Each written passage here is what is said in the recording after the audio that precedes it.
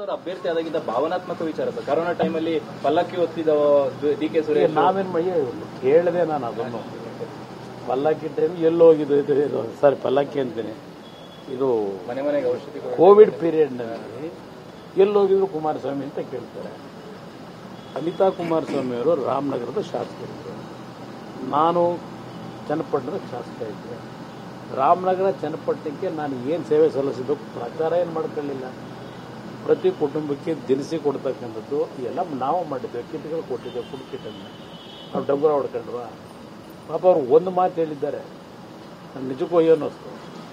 ಪಾಪ ಇವರು ಹೆಣ ಹೊರಕ್ಕೂ ಹೋಗಿದ್ರಂದ್ರೆ, ನಾವು ಹೆಣ ಹೊರತಕ್ಕಂಥ ಪರಿಸ್ಥಿತಿಗೆ ಜನಗಳನ್ನು ಹೆಣವಾಗಲಿಕ್ಕೆ ಬಿಡದೇ ಇರ್ತಕ್ಕಂಥದ್ದಕ್ಕೆ ನಮ್ಮ ಗಮನಕ್ಕೆ ಬಂದಿರತಕ್ಕಂಥದ್ದು ಏನಿತ್ತು, ಅವ್ರ ಜೀವ ಉಳಿಸ್ಲಿಕ್ಕೆ ಪ್ರಯತ್ನ ಪಟ್ಟಿದ್ದೇವೆ. ನಾವು ಜನಗಳನ್ನು ಹೆಣವಾಗಿ ಕಳಿಸ್ತಕ್ಕಂಥ ಕೆಲಸ ನಾವು ಮಾಡಲಿಲ್ಲ.